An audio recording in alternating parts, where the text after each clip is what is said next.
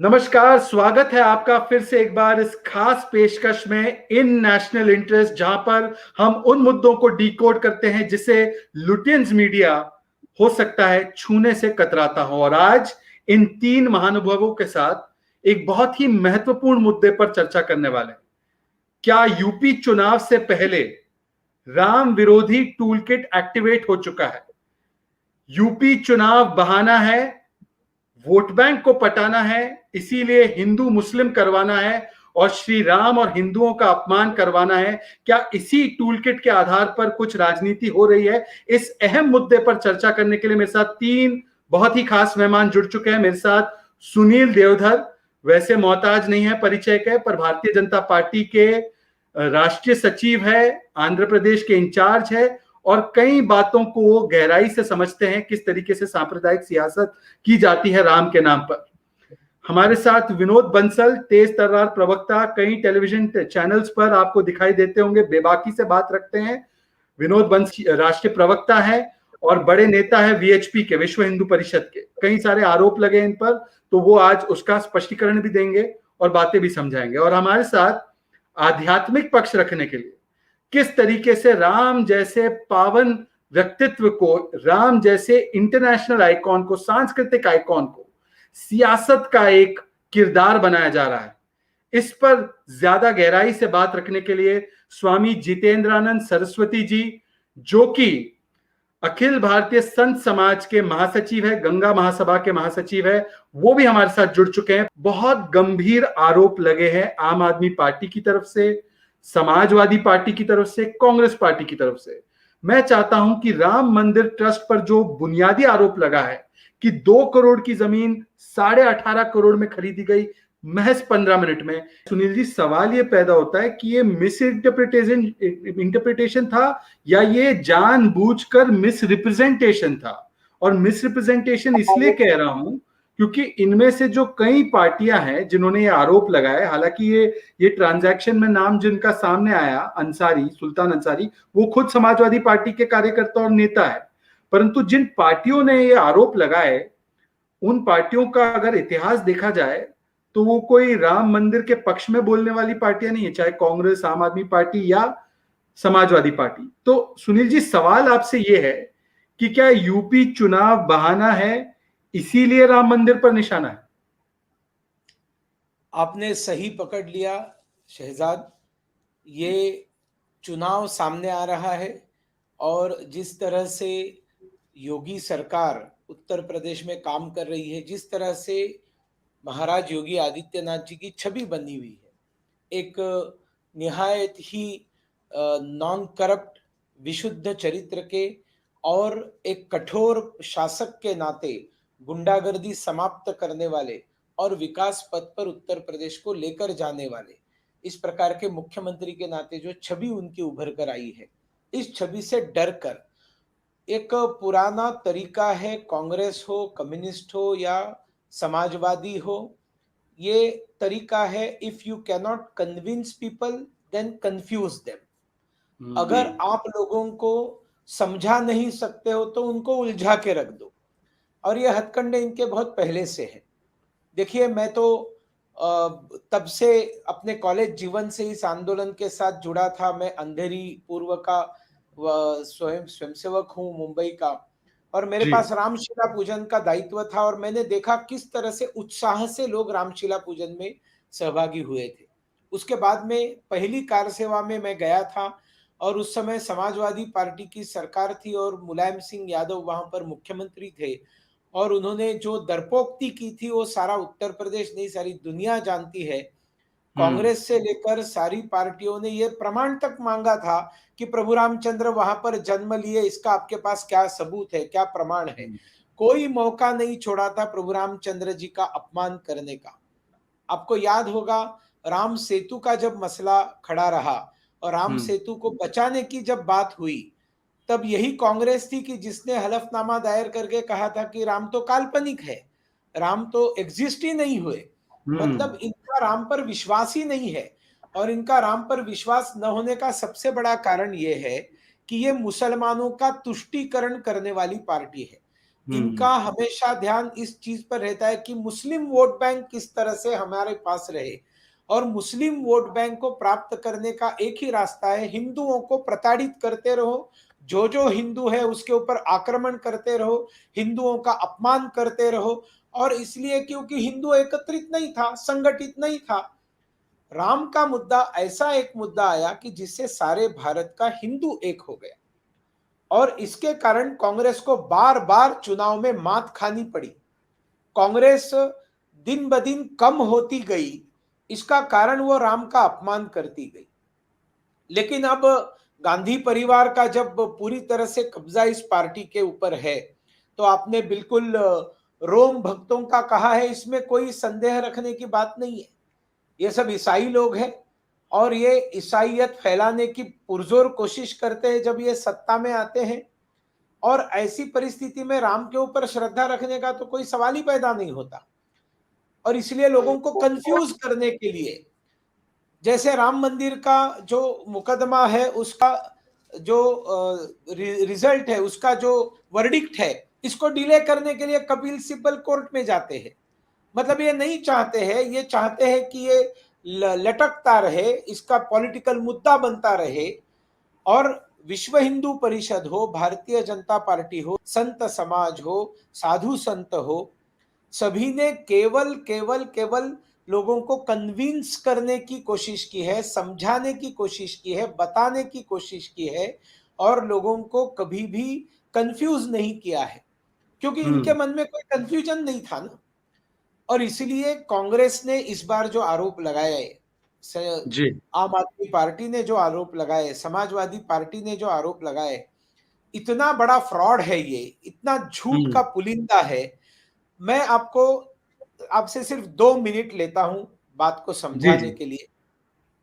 कई बार ऐसे डील होते हैं कि डील होते समय कोई एक अमाउंट तय हो जाती है कि इतने अमाउंट में एक व्यक्ति दूसरे व्यक्ति से एक चीज खरीदता है, एक प्रॉपर्टी खरीदता है, लेकिन खरीदने वाले के पास सारे पैसे नहीं होते हैं देने के लिए। बिल्कुल। और जिसकी प्रॉपर्टी खरीदता है उसको कुछ पैसे की अर्जेंसी रहती है, तो वो कहता है कि चलो पूरी पूरी रकम मत देना, लेकिन जितना अभी तुम देते हो उतना तुम दे देना, हम एग्रीमेंट टू सेल कर लेते हैं। और इसलिए ये जो प्रॉपर्टी जिसके ऊपर झूठ का पुलिंदा इन्होंने फोड़ा है, ये प्रॉपर्टी का बिल्कुल उसी तरह से है कि ये जो पाठक महोदया थी, इन्होंने अंसारी महोदय से जो एग्रीमेंट किया था, उनके पास पूरे पैसे अंसारी जी के पास नहीं थे, वो नहीं दे सके, इसलिए एग्रीमेंट रजिस्टर नहीं हुआ था। और ये सालों चलता रहा, और कोई भी ओनर जब तक पूरा पैसा नहीं मिलेगा तब तक एग्रीमेंट रजिस्टर नहीं करेगा। और जैसे अयोध्या के दाम जिस तरह से तेजी से बढ़े, 5-6 गुना बढ़े, तब ये तो स्वयं अंसारी जी ने भी कहा है कि हमने तो सस्ते में बेची है, इसकी कीमत तो 18 करोड़ से कई ज्यादा है, तो राम के प्रति हमारी श्रद्धा है, इसलिए हमने थोड़ा पैसा कम करके इसको बेचा हुआ है। लेकिन विश्व हिंदू परिषद या ये जो हमारा ट्रस्ट है, न्यास है, ये उस जमीन को तब तक नहीं खरीदेगा जब तक पहला ओनर का टाइटल क्लियर नहीं होगा। देखिए ये जो शब्द है ये सामान्य आदमी को समझ में आता है, टाइटल क्लियर नहीं है तो कोई व्यक्ति व्यवहार प्रॉपर्टी का नहीं करता है। टाइटल क्लियर करना मतलब क्या, पहले जो व्यवहार हुआ है उसका रजिस्ट्रेशन प्रोसीजर पूरा करना। वो व्यवहार 2 करोड़ में हुआ था और उसको पूरा करने का काम एक ही दिन में किया, 2 करोड़ का टाइटल क्लियर करने का, रजिस्ट्रेशन करने का काम किया, और तुरंत कुछ मिनट बाद बाजार भाव में उससे जो तय हुआ था उसमें न्यास ने ये जमीन खरीद ली। इसमें नहीं, पर एक सवाल, absolutely clean and clear. Sunil ji, आप क्योंकि कानूनी पक्ष पर भी बोल रहे हो और उसके बाद मैं आध्यात्मिक पक्ष पर जाऊंगा स्वामी जी के पास, एक सवाल आपसे ले लेता हूं जल्द, कि मुझे ये बताइए कि कुछ लोग कहते हैं, उनको शायद जानकारी ना हो, कि सीधा पाठक से खरीद लेते जमीन। और दूसरी बात जो आपने की, अंसारी महोदय ने बेची फिर ये राम जन्मभूमि ट्रस्ट को, तो अंसारी तो खुद कह रहे हैं कि बाजार भाव से कम भाव में दी, समाजवादी पार्टी का नेता हूं, चुनौती देता हूं, आकर खरीद कर दिखाओ इस भाव में। तो इन दोनों बयानों को या इन दोनों चीजों पर आप स्पष्टीकरण देते हैं। ये बकवास है। जब एक बार कुछ पैसे पाठक महोदया ले चुकी है उनके साथ एक सौदा हो चुका है, सौदा पूरा नहीं हुआ है क्योंकि पैसे पूरे नहीं दिए गए थे। तो इसलिए ये कोई भी प्रकार का फ्यूचर में झमेला न हो, इसलिए इसका एकमात्र रास्ता है कि जो आधा सौदा हुआ है उसको पूरा करके उसको पूरा रजिस्टर करें। किया है। इतना ठीक है। इतना simple, it is so simple.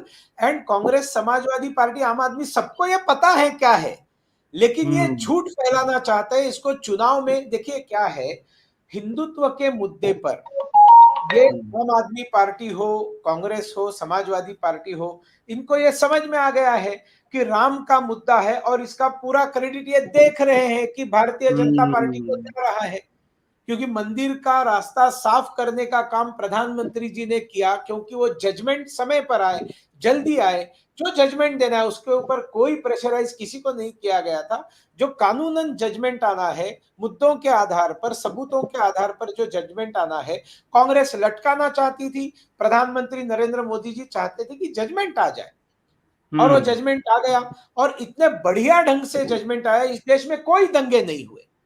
ये लोग चाहते थे दंगे हो जाए, ये लोग चाहते थे कि पूरा बलवा हो जाए देश भर में, लेकिन कुछ नहीं हुआ। मुसलमान समाज ने बड़े प्यार से इसको एक्सेप्ट कर लिया। सुप्रीम कोर्ट का निर्णय था, इतना कोई भी गड़बड़ हुए बगैर इतना बड़ा मुद्दा सुलझ गया, ये कांग्रेस देख नहीं पाई, ये कांग्रेस झेल नहीं पाई। अब तो उसका कहीं शिलान्यास प्रधानमंत्री करेंगे, नहीं तो क्या ये रोम भक्तों को बताएंगे शिलान्यास करने के लिए? और शिलान्यास के मुहूर्त के ऊपर भी इन्होंने कंफ्यूजन करने का प्रयास किया था, आपको याद होगा तो, कि ये मुहूर्त ठीक नहीं है, मुहूर्त। अरे आपको पूछता कौन है मुहूर्त के लिए? साधु संत बैठे हुए हैं, वो मुहूर्त जानते, लेकिन कंफ्यूज करने का काम बार बार ये कांग्रेस करती रही है, सपा करती रही है, आम आदमी। ये रामद्रोही लोग हैं, और इन रामद्रोही लोगों को इन्होंने चुनाव के लिए ये सब अगर किया है, कंफ्यूज करने का काम, तो उत्तर प्रदेश की जनता चुनाव के माध्यम से ही इनको जवाब देगी, मेरा विश्वास है। पर देखिए, बहुत ही एक बड़ी बात सुनील जी आप कह रहे हैं कि ये चुनावों के लिए किया गया है, और अगर तथ्य होते और बहुत ही स्पष्ट तथ्य होते हैं तो कोर्ट भी चले जाते, पर अभी तक कोर्ट जाने की बात नहीं की है। बहरहाल स्वामी जी, मैं आपके पास आता हूं, आखिरी में आते हैं, पर हमेशा अध्यात्म का जो है सहारा लेना पड़ता है। श्री राम तो आस्था के मुद्दे हैं ना, श्री राम तो आस्था का केंद्र है। श्री राम मंदिर जो है वो तो एक आस्था का विषय है। तो आस्था के विषय को बार बार सियासत में ले आने का काम क्यों होता है? और क्योंकि इनका इतिहास अगर देखा जाए तो कोई भी और धर्म गुरु या कोई भी और धर्म के इतने बड़े जो आइकॉन है, या जो एक आप कह सकते हैं कि प्रभु है, या वहां पर जो मंदिर है, जो एक इतना बड़ा केंद्र है हिंदुओं का, क्या ऐसी भाषा और ऐसे आरोप कभी भी वेटिकन या पोप के बारे में, या कभी भी मक्का के बारे में, या मोहम्मद पैगंबर के बारे में, या अल्लाह के ऊपर ऐसी टिप्पणियां के सबूत दीजिए कि अल्लाह है या नहीं, जैसे राम जी का सबूत मांगते हैं कुछ लोग, कहते हैं कौन से कमरे में पैदा हुए, क्या ऐसी करने की हिम्मत किसी भी और मजहब के, चाहे धर्म गुरु ही क्यों ना हो, प्रभु तो दूसरी बात है, आस्था का केंद्र तो दूसरी बात है, क्या करने की हिम्मत है किसी में? तो क्यों किया जाता है? सनातन धर्मावलंबियों के आस्था पर प्रहार इसलिए होता है कि हम सहिष्णु हैं, हम शांत रहते हैं, और मां जानकी को भी बार बार अग्नि परीक्षा देनी पड़ी। भगवान राम के सामने एक धोबी भी खड़ा होकर के राम राज्य में बोलने की हिम्मत करता था। लेकिन मूल प्रश्न है कि राम के बहाने उन दलों ने षड्यंत्र करने की कोशिश की है जिन दलों का इतिहास ही रामद्रोह का है। कांग्रेस, जो राहुल प्रियंका बोल रहे हैं, वो अपनी मां से पूछ लेते कि उन्होंने क्या हलफनामा सुप्रीम कोर्ट में दे रखा था कि राम एक काल्पनिक पुरुष है, राम एक काल्पनिक पात्र है। ये काल्पनिक पात्र के प्रति इतनी आस्था दिखाने की राहुल और प्रियंका को जरूरत क्यों पड़ी? उसका मूल कारण मैं जो समझ पा रहा हूं, भगवान जो करते हैं अच्छा करते हैं, इसलिए कि अगर ऐसा न करते तो बड़े शांतिपूर्वक श्रद्धेय चंपत राय जी के नेतृत्व में देश के शीर्ष 5 संत, जिसमें मेरे पूज्य गुरुदेव भी उस ट्रस्ट के ट्रस्टी हैं, तो इन सारे संतों के नेतृत्व में राम मंदिर का काम शांतिपूर्वक चल रहा था। तो स्वाभाविक है चुनाव में कोई मुद्दा नहीं बनता, और मुद्दा नहीं बनता तो राम भक्त शायद जोश से उठ के खड़ा नहीं होते। तो राम जी ने कहा कि आपने मेरे जन्म स्थान का भूमि पूजन किया, तो ये कहते रिएक्शन। तो जिस तरीके की भाषा आप वालों ने, समाजवादियों ने अथवा कांग्रेस के लोगों ने प्रयोग की, गालियां बकी चंपत जी को, इस देश का नहीं पूरी दुनिया का हिंदू समाज जिसने धन दिया था, और धन देने के बारे में साजाद जी मैं एक चीज स्पष्ट कर दूं कि हमारा तो रक्त ऐसा है कि हमने अपने गुरु गोविंद सिंह के बलिदानी पुत्रों के लिए सोने के सिक्के बिछा करके 4 वर्ग मीटर की जमीन खरीदी है, उनके अंत्येष्टि क्रिया के लिए खरीदी है। इसलिए हमारे लिए 18 करोड़ 20 करोड़ ये कोई मायने नहीं रखता है। अगर हमें 200 करोड़ भी दे करके हमने ट्रस्ट को दान किस बात के लिए दिया है? मैं पहला व्यक्ति हूं, श्री राम जन्मभूमि पर निर्णय आने के बाद हमने कहा कि मक्का 85 एकड़ में है, वेटिकन सिटी 95 एकड़ में है। आप पुराना रिकॉर्ड मेरा देखिए कि वेटिकन सिटी 95 एकड़ में है। 5 लाख मुसलमान एक साथ हज कर सकता है, नमाज पढ़ सकता है। 3 लाख ईसाई वेटिकन सिटी में खड़ा होके प्रेयर कर सकता है। लेकिन दुर्भाग्य, करोड़ों करोड़ों वर्षों की सनातन परंपरा में सनातन धर्मावलंबियों के पास ऐसा कोई मंदिर नहीं जिसके गोपुरम में 50,000 लोग खड़े हो सके। यह सिर्फ 492 वर्षों का संघर्ष नहीं है। सनातन धर्मावलंबियों के स्वाभिमान के साथ उठ खड़ा होने की जो पीड़ा थी, वो पीड़ा इसमें दिखी। इस जमीन का एग्रीमेंट 2011 का, आपको एक नया तथ्य बताता हूं जो अब तक मैंने कहीं नहीं बोला। 17 अक्टूबर को श्री राम जन्मभूमि पर सुनवाई पूरी हो गई। मैं सुप्रीम कोर्ट में मौजूद था जी। वहां से निकलते समय माननीय चंपत राय जी ने कहा कि स्वामी जी आप अयोध्या चले जाइए और संत समिति के नाते एक एप्लीकेशन लगा दीजिए कि राम जन्मभूमि पर फैसला आते ही जमीनों के रेट वहां आसमान छुएंगे। 9 नवंबर 2019 के पहले अयोध्या में जमीन पूछता कौन था? आप विश्वास करेंगे 2017 में मार्च में योगी आदित्यनाथ जी की जब सरकार बनी, उसके पहले पिछले 15 वर्षों में अयोध्या के नालियों के सिल्ट तक साफ नहीं कराए गए थे। अयोध्या हे दृष्टि से देखा जाने वाला शहर था, मच्छरों का शहर, बजबजाती नालियों का शहर, और वहां रहता कौन था, आता जाता कौन था? मैं कहूं कि स्मशान से वीरानगी, स्मशान में भी कुछ चिता जलाने, कुछ दफनाने, कब्रिस्तान में भी लोग चले जाते हैं। अयोध्या में वहां के पंचक्रोशी परिक्रमाओं को छोड़ दीजिए, 84 कोसी अवध और ब्रज की परिक्रमा को छोड़ दीजिए, तो कोई अयोध्या की तरफ रुख नहीं करता था जी। जब विश्व हिंदू परिषद आंदोलन के नाम पर देश भर से कार्यकर्ता बुलाती थी तो अयोध्या में थोड़ी चहल पहल होती थी। अयोध्या का आर्थिक आंकड़ा उठा करके आप देख लीजिए, एक भी कोई 3 स्टार होटल नहीं है। जो धर्मशाले हैं वो जानकी महल ट्रस्ट 1-2 जो कुछ वातानुकूलित है, अन्यथा वातानुकूलित भी कोई महंत नहीं कराता था जी, क्योंकि कोई रहने वाला तो आए वहां। उस अयोध्या में औने पौने दामों में जमीन सैकड़ों एकड़ की पड़ी है, कोई किसी की नहीं पूछ रहा था। लेकिन हुआ कि श्री राम जन्मभूमि पर फैसला आएगा। वाल्मीकि रामायण के अनुसार जो पुरानी अयोध्या थी वो योगी आदित्यनाथ जी व्यवस्थित करने लगे। श्री राम एयरपोर्ट का निर्माण होने लगा, श्री राम विश्वविद्यालय बनने लगा। प्रधानमंत्री जी ने लखनऊ में कार्यक्रम के अंदर यह कहा कि अयोध्या में जो 5 स्टार होटल खोलेगा उसके समूची लागत पे हम 15% का रिबेट देंगे। देश के बड़े बड़े उद्योगपति पूरी दुनिया से अयोध्या आने लगे। आप अयोध्या का रिकॉर्ड इस समय देख लीजिए, उठा करके पिछले 2 वर्षों में भोज पार्टियां अयोध्या में, कौन निवेश कितना कर रहा, फैजाबाद का नाम चेंज हुआ पूरी अयोध्या बन करके, अयोध्या विकास प्राधिकरण के पहले जो है वहां के एडीए, अयोध्या डेवलपमेंट अथॉरिटी के विशाल सिंह जी, ये वही विशाल सिंह है जिसने काशी विश्वनाथ धाम कॉरिडोर में 400 मकानों को खरीद करके गंगा से विश्वनाथ के बीच के बंधन को मुक्त किया। यह व्यक्ति अयोध्या पहुंचा।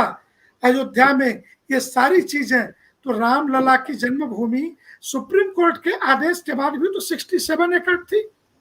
पीछे अरबिंदो आश्रम ने अपनी 3 एकड़ जमीन दे दी, 70 एकड़। तो 108 एकड़ के परिसर के लिए हमें 38 एकड़ और जमीन चाहिए थी जी। श्री राम जन्मभूमि तीर्थ क्षेत्र ट्रस्ट को। हमारा जो वास्तु गड़बड़ हो रहा था वो वास्तु ठीक करना था। तो स्वाभाविक है कि हमें खरीदने हैं, और खरीदने हैं तो मैं पूछूं कि जो लोग ट्रस्टों में गड़बड़ी के आरोप लगा रहे, चूंकि ट्रस्टों का में गड़बड़ी का उनका इतिहास इतना पुराना है कि ये माँ बेटे जो है नेशनल हेराल्ड ट्रस्ट की में 5,000 करोड़ की गड़बड़ी में जमानत पे बाहर घूम रहे हैं। स्वयं के साइन से प्रधानमंत्री आपदा राहत कोष से 100 करोड़ रुपया राजीव गांधी फाउंडेशन में कैसे ट्रांसफर किया जाता है, स्वयं के ट्रांसफर से स्वयं के ट्रस्ट में, ये इन लोगों के पुराने इतिहास है। उत्तर प्रदेश के लोहिया ट्रस्टों से अपने बाप को निकाल करके कैसे कब्जा किया जाता है, ये कोई समाजवादियों से पूछे।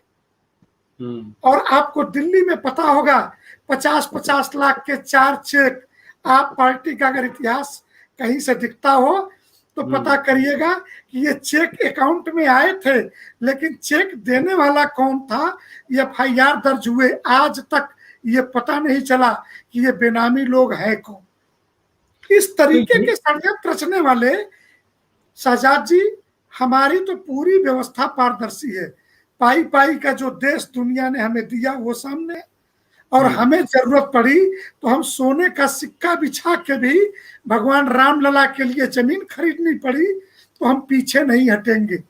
प्रश्न ये नहीं है कि सामने वाला किस रेट से बेचा, अरे बेचने के लिए तो आप लोग दिल्ली में रहते हो। सोनिया राहुल की जिसके साथ नवनीत कालरा के साथ फोटो चल रही थी, जिसके रेस्टोरेंट में जाकर के ये दोनों खाना खाए थे माँ बेटे, इसने तो ऑक्सीजन किस रेट में बेची, रेमडेसिविर के इंजेक्शन किस रेट में बेचे, और दिल्ली के हॉस्पिटलों में किस रेट पे जीवन रक्षक दवाइयों की सप्लाई हुई, ये सबके सामने है।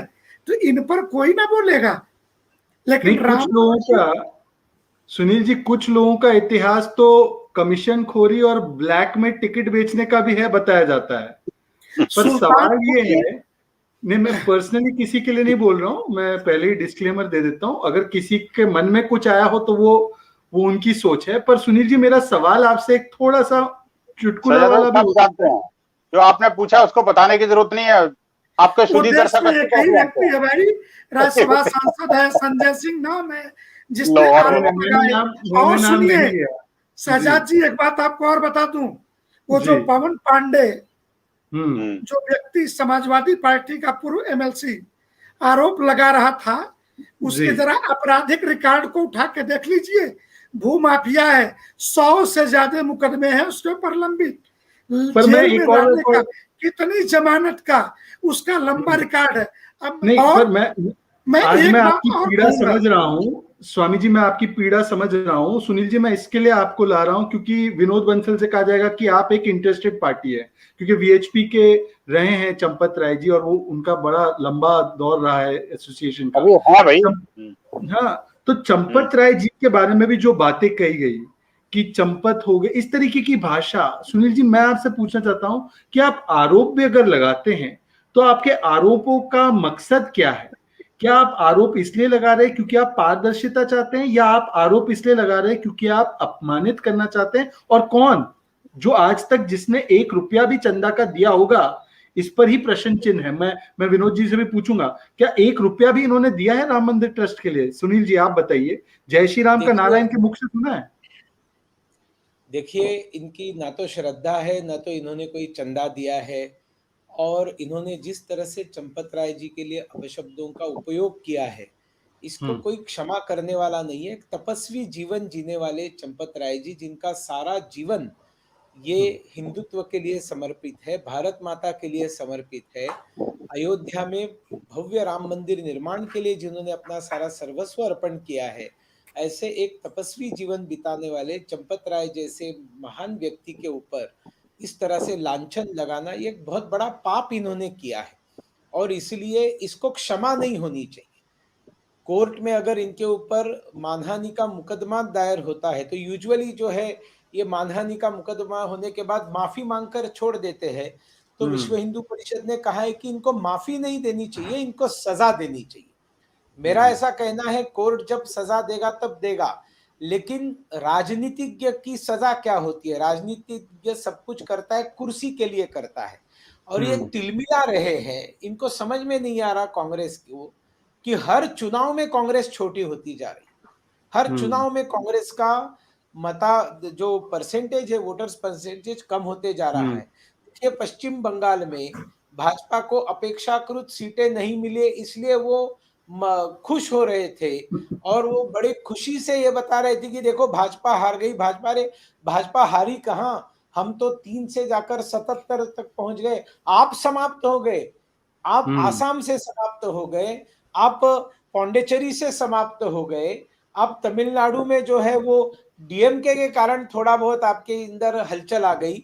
खत्म तो आप होते जा रहे दिन देश भर में, और इसलिए इनकी जान जो है ये कुर्सी के अंदर है, और कुर्सी मिल नहीं रही है, इसलिए झटपटाहट है। और इस झटपटाहट में गलतियों के ऊपर गलतियां करते, इनके समझ में भी नहीं आता।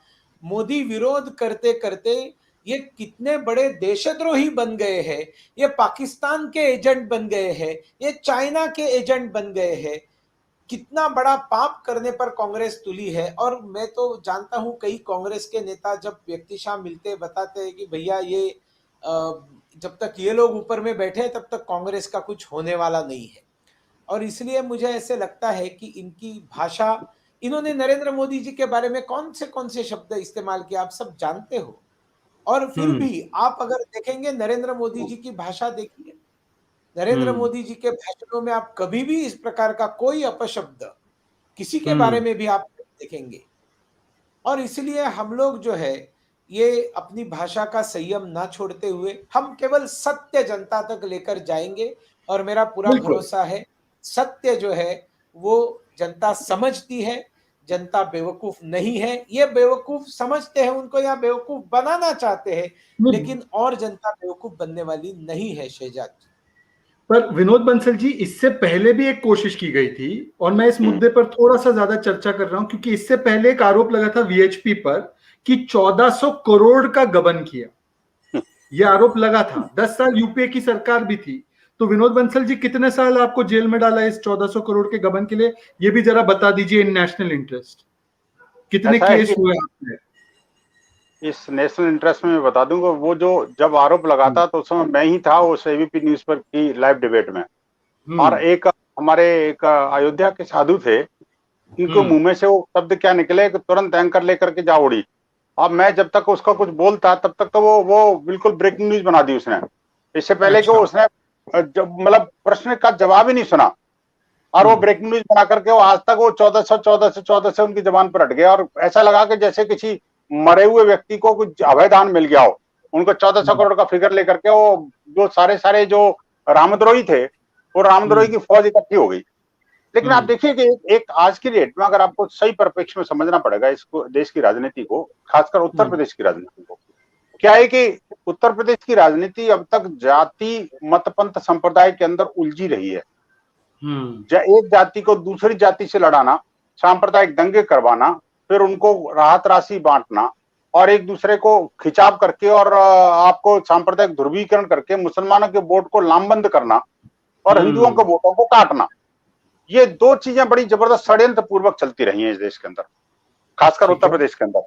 और इस राजनीति को पूजनीय योगी जी ने पहले ही भांप लिया, और इसलिए उन्होंने ये देखा कि ये टूल किट जो है वो अब चारों तरफ सक्रिय हो गई है। आप देखिए कि मैंने पहली बार देखा कि भारत के अंदर अगर कोई एक पुलिस है, भारत के अंदर अगर कोई एक राज्य है जिसका पुलिस डिपार्टमेंट टोटली ऑनलाइन है, अपडेटेड है, एक्शन ओरिएंटेड है, तो मैं दावे के साथ कहता हूं वो उत्तर प्रदेश पुलिस है। जिस पुलिस के बारे में कहा जाता था कि शासन प्रशासन और जो नेता है उनके पीछे भागती है, आज वो पुलिस अपराधियों के पीछे भागती है। एक नहीं टिकता, अब तो अपराधी दौड़ते रहते हैं। ये पंजाब से आने को भी डरते हैं। मेरा एक अनुभव है, मैंने पिछले 3 सालों में जितनी बार मैंने कोई यूपी पुलिस को टैग करके कुछ भी लिखा है, उसका जवाब विद इन मिनट्स आता है। एक दूसरी बात ये कि जब से जो एंटी लफ्जियात और धर्मांतरण विरोधी कानून बना है, तब से आप देखिए जो लोग हमसे पूछते थे, बार बार चीखते थे चिल्ला के, अरे कहाँ है लफ्जियात, कहाँ लफ्जियात, किधर कौन सा घटना है। अब मैं उनको कहता हूं जरा यूपी पुलिस के थाने में चले जाओ, हर थाने में 10-10 केस मिलेंगे तुम्हें। और अभी तो 1 साल पूरा नहीं हुआ, ये स्थिति है। आज गुजरात में पहला केस दर्ज हो गया। आप देखिए कि ये क्या है कि ये ऑर्गेनाइज क्राइम है जी। और ये जो ऑर्गेनाइज क्राइम, एक तो कुछ सिंपल क्रिमिनल करते हैं, दूसरे गैंगस्टर करते हैं, और तीसरे नेता करते हैं। ये जो टूल किट गैंग है, ये नेताओं का ऑर्गेनाइज क्राइम है, जो कि जनता के जो वोट बैंक को, जनता की जो लोकतांत्रिक जो अधिकार है उसको जबरदस्ती झपट करके छीनना और ग्रेप करना चाहते हैं। इसी से मैं एक और बात मैं अंत में कहूं, देखिए योगी जी ने ट्विटर और फेसबुक पर ऊपर एक्शन लेकर के ये साबित कर दिया कि अब हम और किसी को ईस्ट इंडिया कंपनी नहीं बनने देंगे।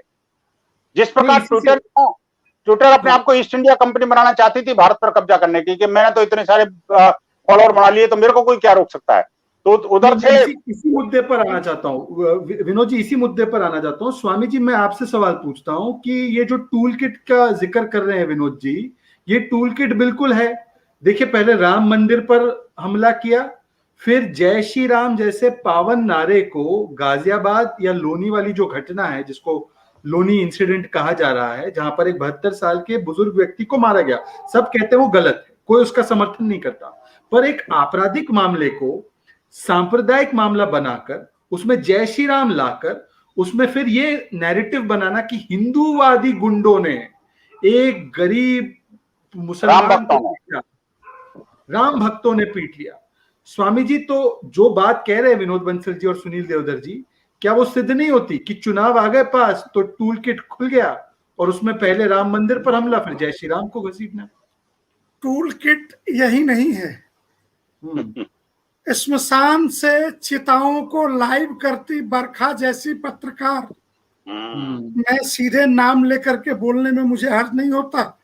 नहीं, आप तो संत आदमी, आप बोल सकते हैं खुले मन से। और जिस तरीके से गंगा के किनारे उत्तर प्रदेश में लाशों को जब दिखाने की प्रक्रिया शुरू हुई, तो हमने गृह मंत्री अमित शाह जी को, उत्तर प्रदेश के मुख्यमंत्री को हमने पत्र लिखा, क्योंकि तब तक तो सब लोग सन्नाटे में थे कि ये कोरोना से लोग मरे, लोगों ने लाश फेंक दी गंगा के किनारे, यहाँ इतनी लाशें, यहाँ इतनी लाशें, ये थी अखबारों में। मेरी चिट्ठी के बाद दैनिक जागरण ने 7 दिन लगातार, मैं अखबार का, उसने जब इसका पर्दाफाश किया कि ये सारी फोटो प्रयागराज में फाफा मऊ के नीचे की, और ये 2015 में उसके पत्रकार सम वर्मा जी ने खींची थी, और वो विश्वकर्मा जी सामने आ गए कि ये फोटो तो मेरी है और ये 2015 की है, ये अभी की नहीं है, ये टूल किट में फोटो चलाई जा रही थी, गंगा को टूल किट में, अर्थात हिंदुओं के हर श्रद्धा का वह बिंदु, जय श्री राम जन्मभूमि, गंगा को क्यों टच किया? कि इसलिए कि 2014 के चुनाव में प्रधानमंत्री जी ने कहा था कि मैं न आया हूं, न किसी ने मुझे भेजा है, मुझे मेरी माँ गंगा ने बुलाया है। इसलिए गंगा को शव वाहिनी बताने वाले, ये लाश ढो रही है, ऐसे कुत्सित शब्दों का प्रयोग टूल किट के माध्यम से करने वाले लोग आज भागे फिर रहे हैं। उस पत्र लिखने के बाद जब मीडिया में यह षड्यंत्र उजागर हुआ, उसी प्रकार अभी अयोध्या के बहाने कितने षड्यंत्र उजागर होंगे। जमीन पे रजिस्ट्री हमने रुकवाई थी, चिट्ठी लिख कर रुकवाई थी अयोध्या आकर के। मैं वो पत्र अभी तक सार्वजनिक नहीं किया हूं, आज पहली बार बोल रहा हूं आपके सामने। ये सारी चीजें अभी आगे इनकी योजनाओं में, इस टूल किट की योजनाओं में उत्तर प्रदेश के चुनाव से पूर्व पूरे देश को दंगों की आग में झोंक देना इनके टूल किट का हिस्सा है। ये सिर्फ उत्तर प्रदेश का आपको चुनाव दिखता है, समाजवादी पार्टी के पास पैसा है, बहुजन समाज पार्टी के पास पैसा है, या आपके पास पैसा है 25 करोड़ के राज्य में बहुत बड़ा चुनाव लड़ने के लिए? नहीं है। लेकिन ये पैसा आ कहां से रहा है?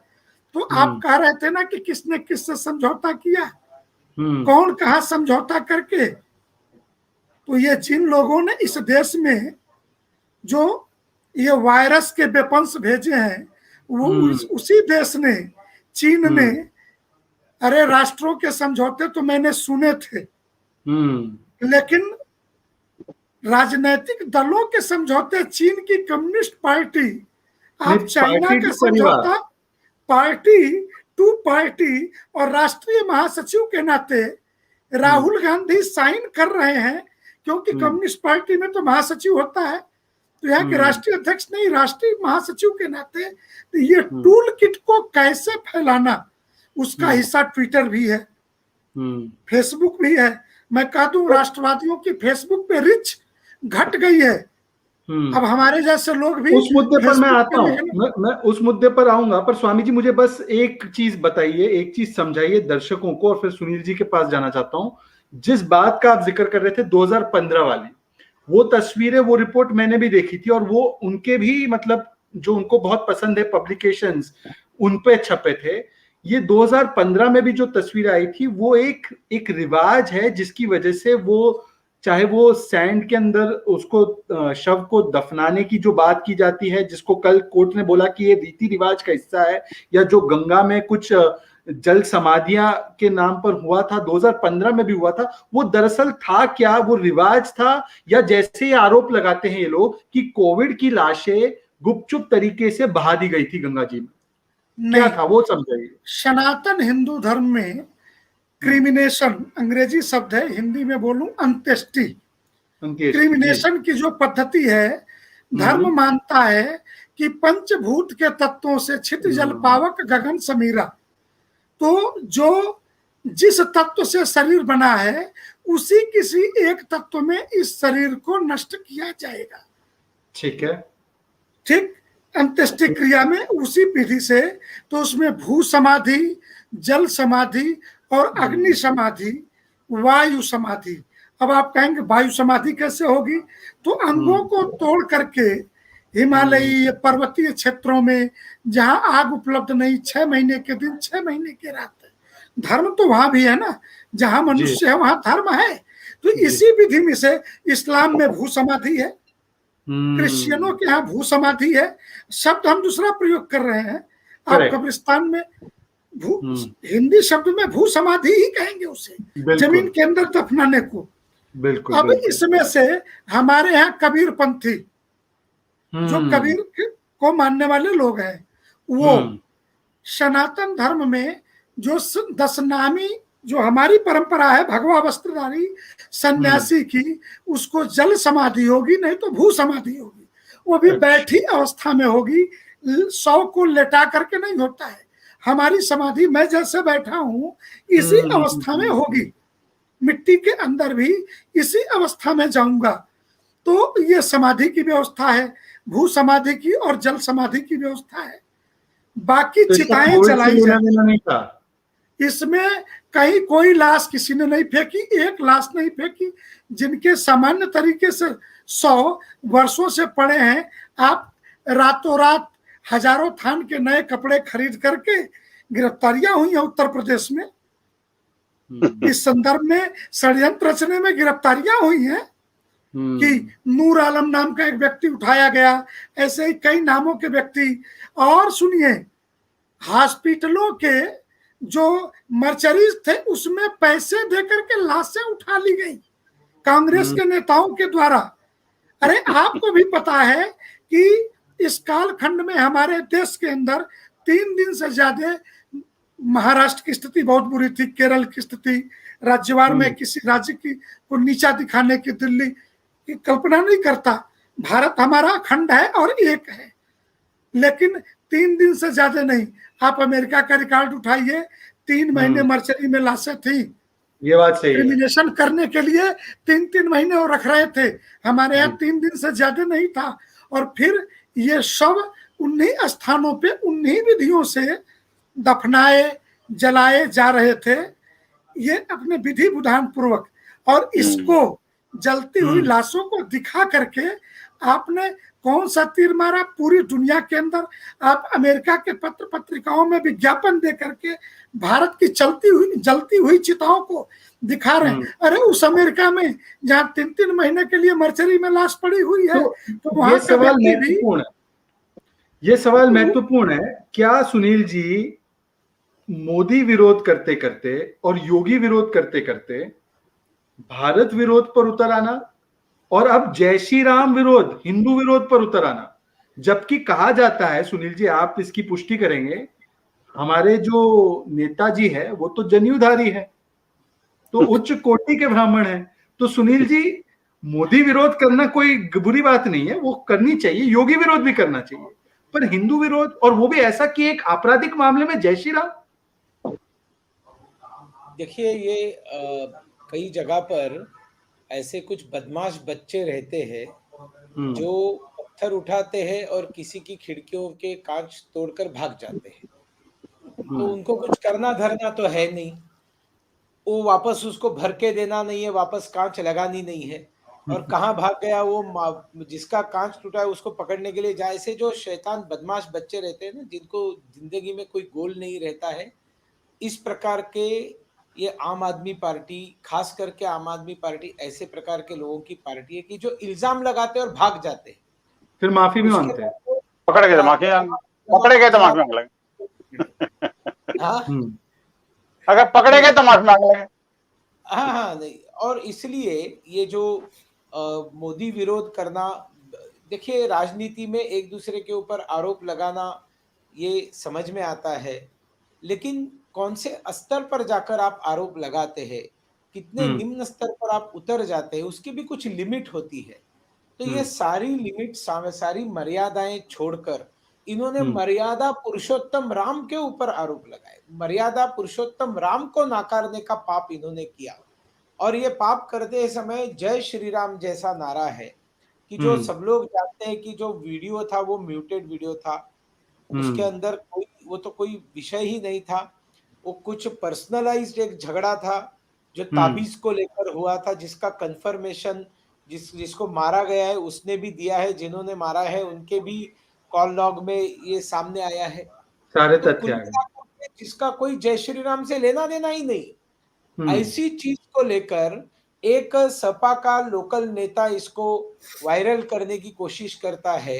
और फिर आप तो जानते हैं इस देश के अंदर कुछ इस तरह से मीडिया हाउसेस हैं कि जो बहुत झटपटाए हैं नरेंद्र मोदी जी की सरकार, योगी जी की सरकार, वो चाहते हैं कि ये सब जो है झूठ ही लोगों के सामने लाया जाए। और ये जय श्री राम से आपत्ति क्या है जी सुनील जी? जय श्री राम से ममता दीदी घबरा जाती है, अरेस्ट करवा देती है, जय श्री राम को युद्ध घोष बोल देते कुछ बुद्धिजीवी। ये जय श्री राम नारा इतना पावन, इतना सुंदर नारा, मुसलमान भी उसको बोलते हैं। जय Shri Ram means victory to lord Ram, जय श्री राम। तो उसमें दिक्कत क्या आ रही है? ये भारतीय जनता पार्टी का नारा कब से बन गया? देखिए, ये भारतीय जनता पार्टी का नारा नहीं है। और मैं तो आपको बताता हूँ, आप अगर बैजू बावरा का मन तड़पत हरि दर्शन को आज अगर आपने गीत सुना होगा, तो उसको लिखने वाले शकील बदायूनी है, उसको म्यूजिक देने वाले नौशाद अली है, उसको गाने वाले मोहम्मद रफी है। 3 मुसलमान एकत्रित आकर बैठते हैं और एक हरि का सुंदर भजन रचते हैं और पूरी दुनिया उसको चाहती है। कभी हिंदू समाज ने ये नहीं सोचा कि एक मुसलमान ने लिखा, मुसलमान ने गाया और मुसलमान ने इसको संगीत दिया। हमने तो नौशाद अली को, मोहम्मद रफी को और शकील बदायूनी को सर पे बिठा के रख दिया और इंसाफ की डगर पे बच्चों दिखाओ चल के, ये देश है तुम्हारा नेता तुम ही हो कल के, ये जो गीत है उसमें शकील बदायूनी लिखते हैं, जीवन नया मिलेगा अंतिम चिता में जल के। ये एक मुसलमान कवि कहता है कि जीवन नया मिलेगा अंतिम चिता में जल के। अब इस तरह से एक जमाना था जब उत्तर प्रदेश में दो मुसलमान भी आपस में मिलते थे तो राम राम बोलते थे, लेकिन अपने राजनीतिक स्वार्थ के लिए मुसलमानों की अंदर की कट्टरता बढ़ाने का पाप कांग्रेस ने किया, साम्यवादियों ने किया, कम्युनिस्टों ने किया। और फिर वो जो कट्टरपंथी मुसलमान है उनको जय श्री राम से आपत्ति है, उनको ओमकार से आपत्ति है। अगर कोई ओमकार करता है योगासन करते हुए तो ये एंटी इस्लाम है, इसको नहीं करना चाहिए। इस तरह से अपप्रचार करने का पाप जो करते हैं, जबकि योगा का कोई किसी पूजा पद्धति से लेना देना नहीं, सारी दुनिया के लिए योगा है। 21 तारीख को अंतरराष्ट्रीय योगा दिवस है, सारी दुनिया योगा करने वाली है। लेकिन जो कट्टरपंथी मजहब के अंदर जो पागल हुए लोग हैं, वो जब इस प्रकार से बताते हैं कि भैया ये एंटी इस्लाम है, तो इसलिए उनके पीछे बहुत बड़े पैमाने पर जब मुसलमान समाज वोटिंग के समय उनके ऊपर विश्वास रखता है, अपने माँ बाप के ऊपर विश्वास कम रखेगा, तो मस्जिद में मुल्ला मौलवी जो बताएगा उसके ऊपर विश्वास रखने वाले होने के कारण उनको जय श्री राम से प्रॉब्लम है। वो वोट बैंक ममता की है, वो वोट बैंक जो है गांधीयों की है, वो वोट बैंक कम्युनिस्टों की है, वो वोट बैंक सपा की है, और इसलिए इनको जय श्री राम से प्रॉब्लम है। जय श्री राम से प्रॉब्लम होने का कारण चुनाव में वोट न मिलना है। मुसलमानों के वोट अगर चाहिए तो जय श्री राम का विरोध करो। नहीं, केवल जय श्री राम ने, ये तो वंदे मातरम के खिलाफ भी बोलते हैं। पर स्वामी जी, मैं आपके पास आऊंगा, फिर विनोद जी के पास जाऊंगा। एक और मुद्दा है जिस पर बात करनी है। स्वामी जी, इंडोनेशिया मुस्लिम बाहुल है, वहां पर भी राम को आइकॉन माना जाता है। अब वो तो मुसलमान है। अब आजकल ये नई टूल किट में एक और बिंदु है, पता नहीं आपने देखा होगा कि नहीं, हम जय श्री राम नहीं बोलेंगे, हम जय सिया राम बोलेंगे। अब ये जय श्री राम बनाम जय सिया राम कैसे हो गया, इसके बारे में दर्शकों को समझा दे, उसके बाद मैं विनोद जी के पास जाऊंगा। आपकी भाषा में समझाऊंगा तो एक शब्द है श्री देवी। भगवान विष्णु को तिरुपति कहा जाता है। तो त्रिपति शब्द का तमिल शब्द है तिरुपति, आंध्र प्रदेश में तिरुपति।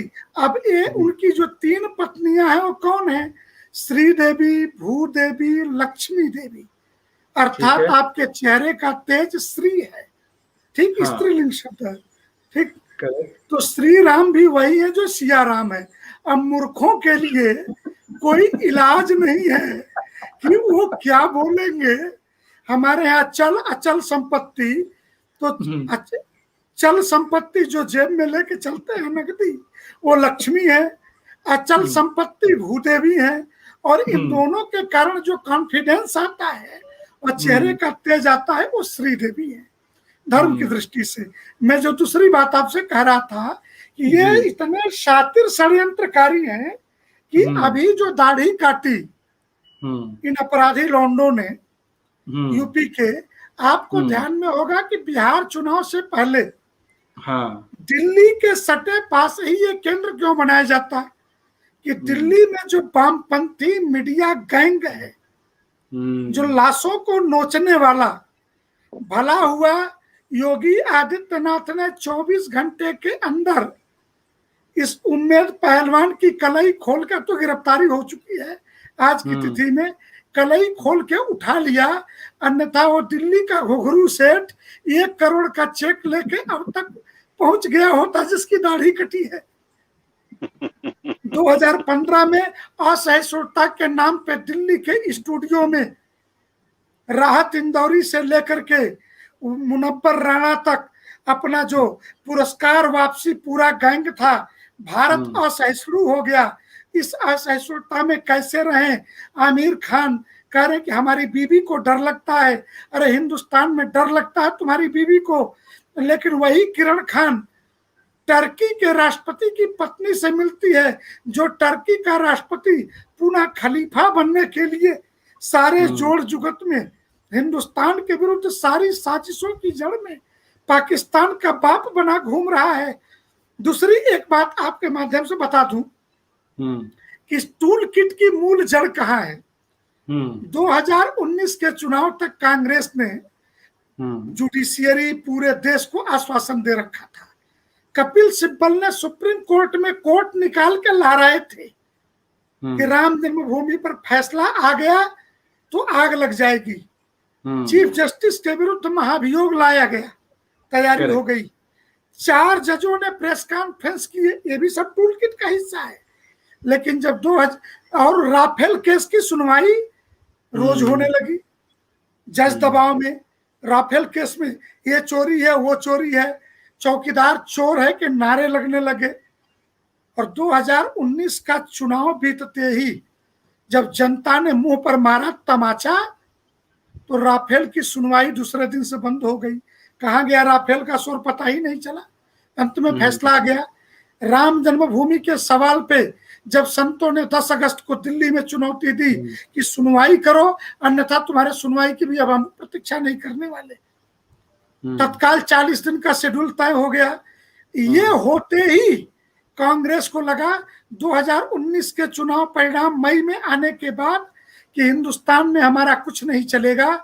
डेट नोट करिए, 11 नवंबर 2019 को टर्की में कांग्रेस का अंतर्राष्ट्रीय मुख्यालय खोला गया, उद्घाटन किया गया, इसलिए कि वो दुनिया के 56 इस्लामिक देशों से ये कह के कि भाई रे भाई, हिंदुस्तान में मुसलमानों पे अत्याचार हो रहा है, उस अत्याचार से हमें उस देश में लड़ना पड़ेगा, क्योंकि अब इस देश के लोग चंदा तो देंगे नहीं, कोई सदस्य बनता नहीं, इसलिए उससे धन आएगा नहीं, राज्यों में सरकारें हैं नहीं, इसलिए मुख्यमंत्रियों को कि तुम्हें कल बर्खास्त कर रहे हैं, मुख्यमंत्री से हटा रहे हैं तो 500 करोड़ पहुंचा दो, ये बोल नहीं सकते, तो पैसा कहां से आए, तो पैसा फिर चीन देगा, नहीं तो टर्की के मुख्यालय से आएगा, टूल किट में इस्तेमाल किया जाएगा।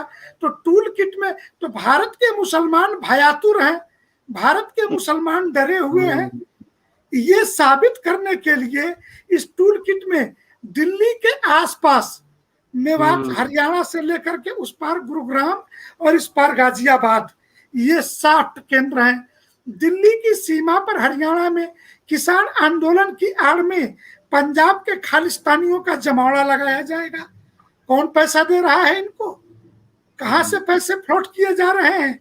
दिल्ली के अंदर शाहीन बाग बनाया जाएगा, शाहीन बाग बना के, और अगर आप इस पर गोली चलवा दिए, आपने इन पर लाठी चार्ज कर दिया, तो अभी एक वीडियो आई इजराइल ने जब 1500 रॉकेट दागे जाने के बाद फिलिस्तीन में ठोकना शुरू किया गाजा में, तो एक वीडियो आई कि 40-50 कलाकारों को उनको मेकअप करके गोली लगी है, कफन उड़ा के वो फोटो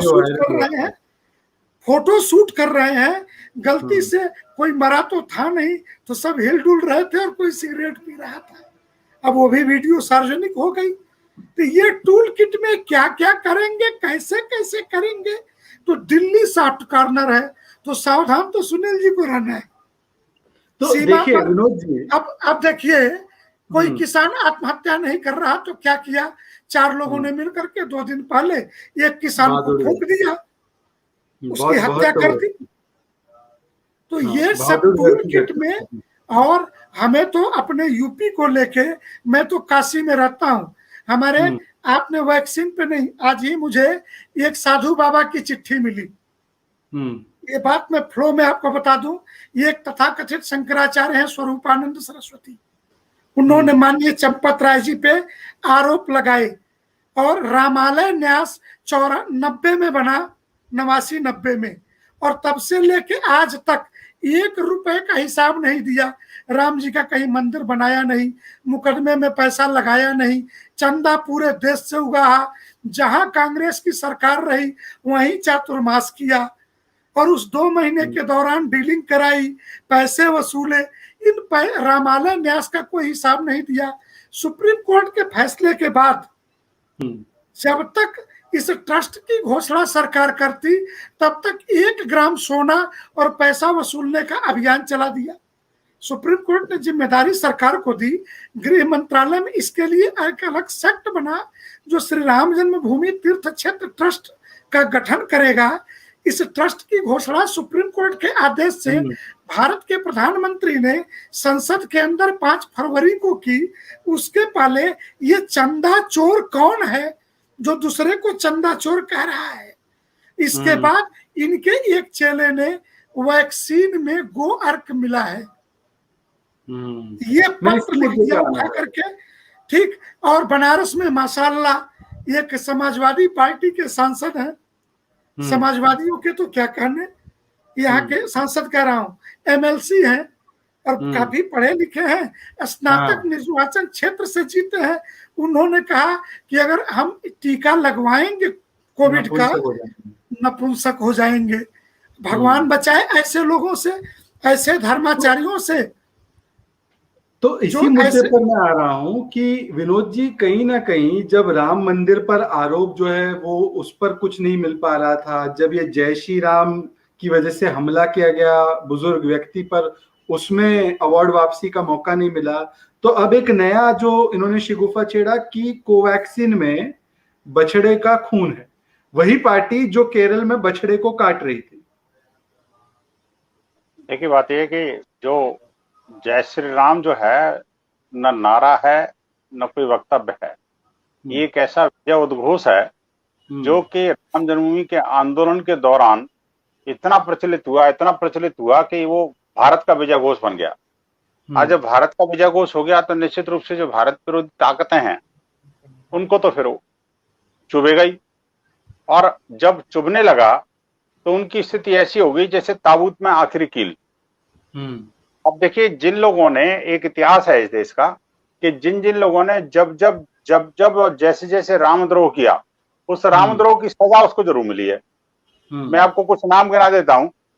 सबसे पहले तो ये मुलायम सिंह का परिवार, फिर लालू प्रसाद का परिवार, फिर वो काले चश्मे वाला, आपको याद होगा, दक्षिण का करुणानिधि, जिसने कहा था कि राम ने कौन से इंजीनियरिंग कॉलेज से डिग्री पास किया कि इतना बड़ा सेतु बना दिया।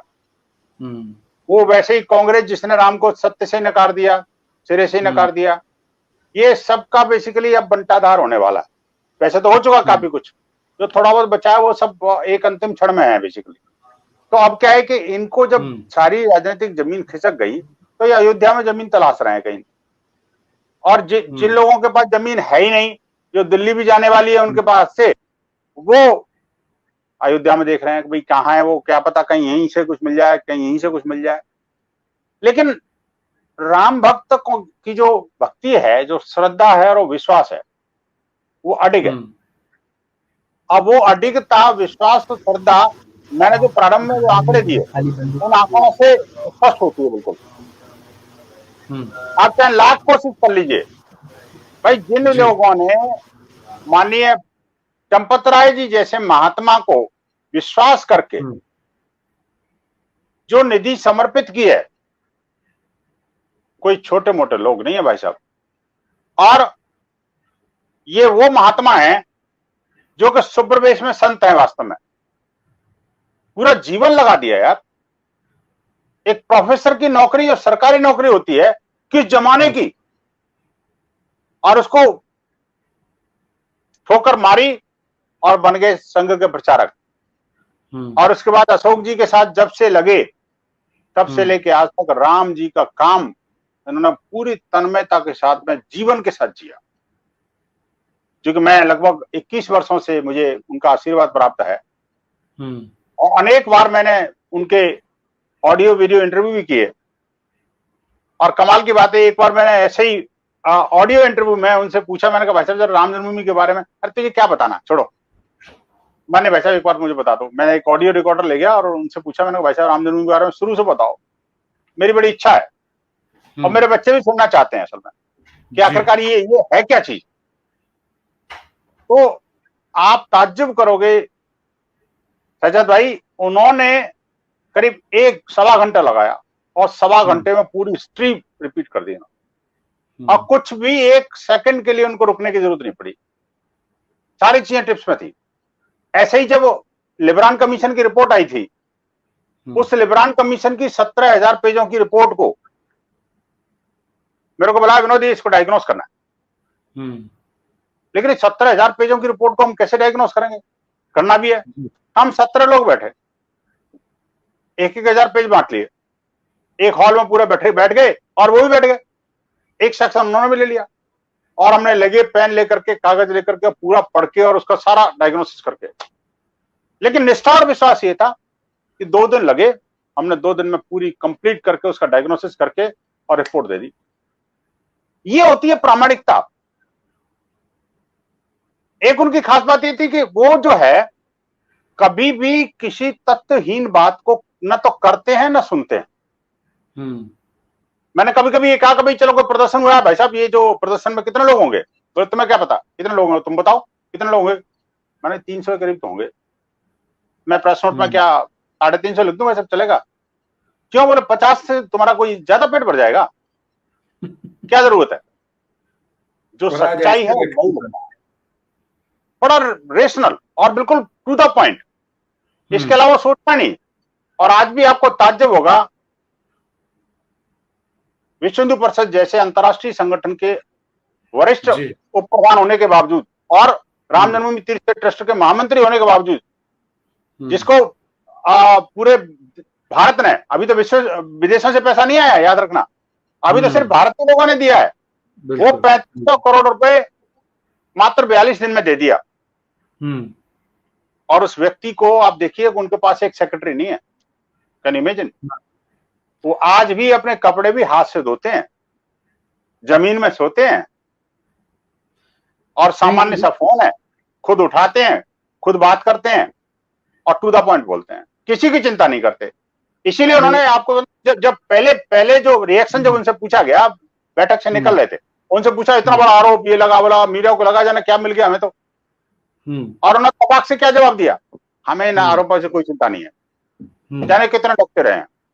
देखिए ये जो जवाब है ना, सामान्य व्यक्ति नहीं दे सकता, ना कोई पॉलिटिशियन दे सकता, ना कोई बड़ा प्रभावशाली व्यक्ति दे सकता। लेकिन क्या है कि उनके मन में कोई चोर नहीं है, इसलिए बेबाक बोलते हैं वो।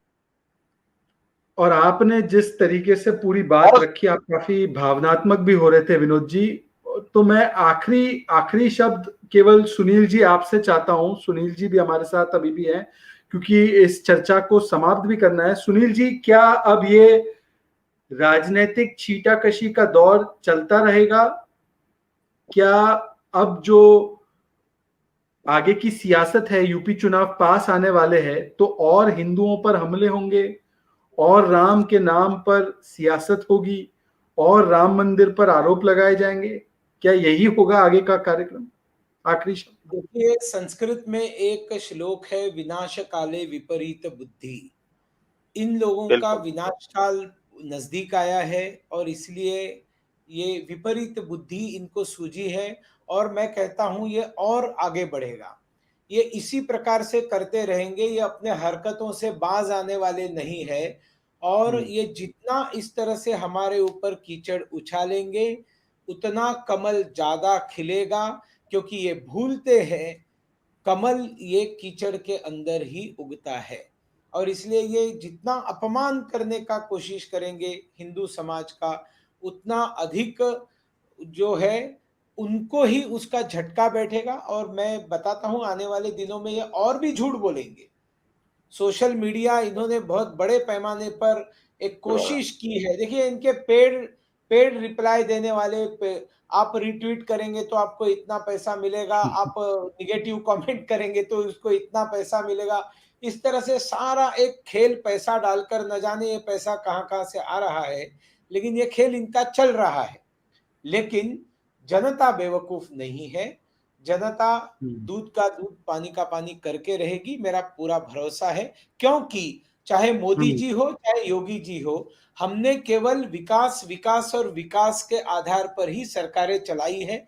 हमने सरकार चलाते समय किसी की पूजा पद्धति नहीं देखी है। बिजली गई है, सड़क गई है, घर मिला है, शौचालय मिला है, किसी की पूजा पद्धति देखकर नहीं मिला है। इतना काम किया है। आप उत्तर प्रदेश में देखेंगे किस प्रकार से सड़कों का जाल पूरे उत्तर प्रदेश में फैला है, क्या कम्युनिकेशन बढ़ा है। उत्तर प्रदेश का 4.5 साल में कायाकल्प हो गया है। किस तरह से कुंभ का आयोजन हुआ था, सारी दुनिया ने सराहा था, आपको याद होगा। और इसलिए मुझे नहीं लगता कि इनके आरोपों का कोई लाभ होगा। उल्टा लाभ होगा तो भारतीय जनता पार्टी को ही होगा, क्योंकि लोग जो है बुद्धिमान है, लोग अपना भला बुरा जानते हैं और इनके झूठ के पुलिंदे ये चाहे कितने भी करे, झूठ की उम्र तब तक होती है जब तक सच का सामना नहीं होता। और आज आपने इन नेशनल इंटरेस्ट में ये सारे जो मुद्दे, बहुत अहम मुद्दे, जो उनके झूठ के पुलिंदों का पर्दाफाश करने का, डिकोड करने का जो काम किया, शहजाद जी मैं आपको हृदय से धन्यवाद देता हूं। नहीं, मैं आप तमाम लोगों को कि आज आप लोग जुड़े इस महत्वपूर्ण चर्चा पर, और जाते जाते सिर्फ इतना कहूंगा कि जब बात होनी चाहिए कि राम राज्य, मतलब राम राज्य का जो परिकल्पना थी उत्तर प्रदेश में, वो आई कि नहीं आई, उस पर चर्चा करने के बदले जब आप श्री राम को सियासत में ले आते हो, आस्था के एक मुद्दे को सियासत में ले आते हो, तो केवल ये बात ध्यान में रखना कि राम घर घर में है, राम हर आंगन में है। देख तज के पाप रावण, राम तेरे मन में है। मन से रावण जो निकाले, राम उसके मन में। आज की चर्चा बस यहीं पर समाप्त करेंगे। आप सभी लोगों को जुड़ने के लिए बहुत बहुत धन्यवाद। जय हिंद, जय श्री राम। जय श्री राम। जय श्री